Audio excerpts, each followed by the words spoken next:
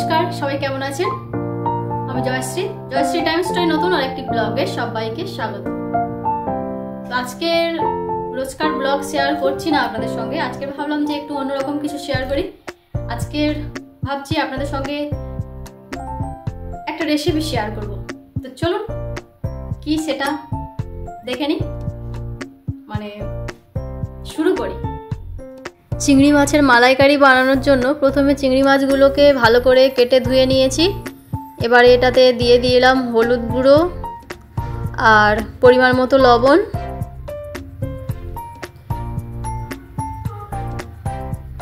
চিংড়ি মাছগুলোকে ভালো করে হাত দিয়ে লবণ হলুদগুলো মাখিয়ে নেব সুন্দর করে। এগুলোকে কিছুক্ষণ রেখে দেব রেস্টে, দিয়ে মশলাগুলো রেডি করে নেব। তো এখানে নিয়ে নিলাম 2 কোয়া রসুন, আদা, টমেটো, পেঁয়াজ। চলুন এগুলোকে কুচি কুচি করে ভালো করে কেটে রেডি করে নিই। প্রথমে পেঁয়াজটাকে কেটে নেব। পেঁয়াজটা অনেকটা বড় সাইজের পেঁয়াজ, অর্ধেকটা নেব আর অর্ধেকটা রেখে দেব। তো এখানে পেঁয়াজটাকে একদম ছোট ছোট কুচি কুচি করে কেটে নেব। আপনারা চাইলে এটাকে পেস্ট বানিয়ে নিতে পারেন। তো এই যে দেখতে পাচ্ছেন একদম ছোট ছোট করে কেটে নিয়েছি। এবারে টমেটোটাও কেটে নেব এইরকম ছোট ছোট সাইজ করে।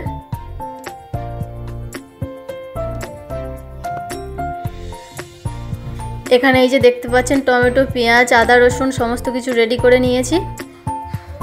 এবারে মশলার জন্য নিয়েছি ধনে গুঁড়ো, জিরে গুঁড়ো, কাশ্মীরি লঙ্কার গুঁড়ো আর হলুদ গুঁড়ো। এগুলোকে একটা সুন্দর পেস্ট বানিয়ে নেব। আর তারপরে চলে এলাম,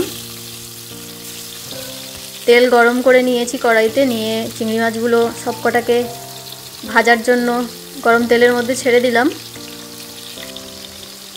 তো এটা খুব বেশি ভাজার প্রয়োজন নেই, হালকা ভেজে নিলেই হবে। তো এক সাইড ভাজা হয়ে গেছে, উল্টে পাল্টে বাকি অন্য দিকটাও ভেজে নেব ভালো করে।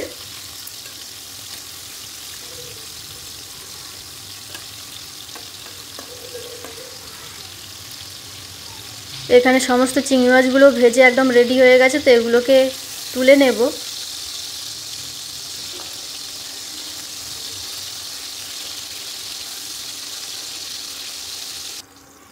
সমস্ত চিংড়ি মাছ এই যে ভেজে নিয়েছি, খুব সুন্দর কালার হয়েছে ভাজার পরে। দেখুন, মালাইকারি বানানোর জন্য এখানে তেলটা আমি চেঞ্জ করে নিয়েছি।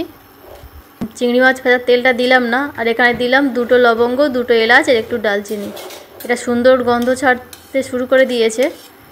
তো এবারে এর মধ্যে দিয়ে দেব ওই যে কুচি কুচি করে কেটে রাখা পেঁয়াজগুলো।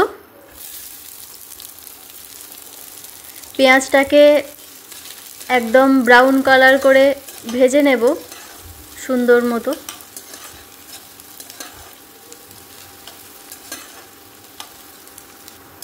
এখানে দেখতেই পাচ্ছেন পেঁয়াজের কালারটা পুরো চেঞ্জ হয়ে গেছে। এই পর্যায়ে দিয়ে দেব টমেটো কুচি আর আদা রসুন বাটাটা।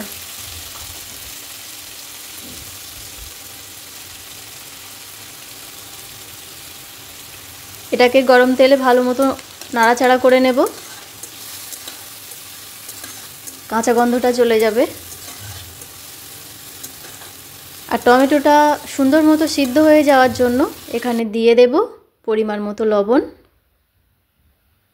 লবণটা এই সময় দিলে টমেটোটা একদম সিদ্ধ হয়ে গলে যাবে, তাতে মশলাটা খুব সুন্দর তৈরি হবে। তো এখানে দেখতেই পাচ্ছেন টমেটোটা গলে গলে গেছে।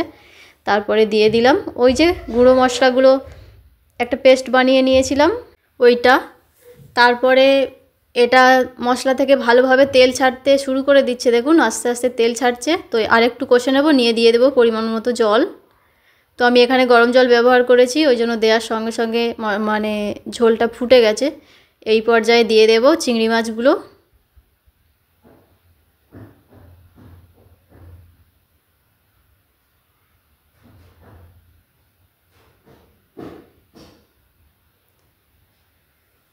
যতগুলো চিংড়ি মাছ ভেজেছিলাম সবগুলো ব্যবহার করলাম না। তো আমার যতটুকু লাগবে প্রয়োজন ততটুকুই রান্না করছি। তো এখানে এটা ঢাকনা দিয়ে ঢেকে কিছুক্ষণ রান্না করে নেব। আর মালাইকারির জন্য সবথেকে প্রয়োজনীয় যে জিনিসটা সেটা হচ্ছে মিল্ক।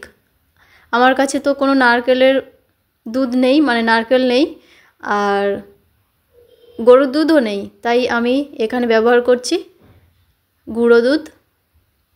তো এটা দিয়ে বানিয়ে দেখবেন, খুব সুন্দর হবে। আর দুধটা ভালো করে গুলে নিতে হবে, যাতে মানে ওই ডলা ডলা পাকিয়ে যেন না থাকে। তো এখানে প্রথমে যে ঝোলটা দিয়েছিলাম অনেকটা কমে গেছে, এই পর্যায়ে দিয়ে দিলাম ওই যে পাউডার দুধটা গুলে নিয়েছিলাম ওইটা। তো এটা ফার্স্ট টাইম আমি দিইনি, অনেকে প্রথমের দিকেই তরকারি বসানোর সময় দিয়ে দেয়, যেহেতু এটা মানে ফর্মুলা মিল্ক তাই আমি দিয়ে দিলাম লাস্টের দিকে। দিয়ে কিছুক্ষণ রান্না করলাম, বেশিক্ষণ ফোটাইনি। এই যে এখানে আমার মালাইকারি একদম রেডি খাওয়ার জন্য গরম গরম ভাতে। তো বন্ধুরা, ভিডিওটি কেমন লাগলো অবশ্যই কমেন্টে জানাবেন। যদি ভালো লেগে থাকে তাহলে একটা লাইক করবেন আর চ্যানেলটি সাবস্ক্রাইব করে পাশে থাকবেন। ধন্যবাদ।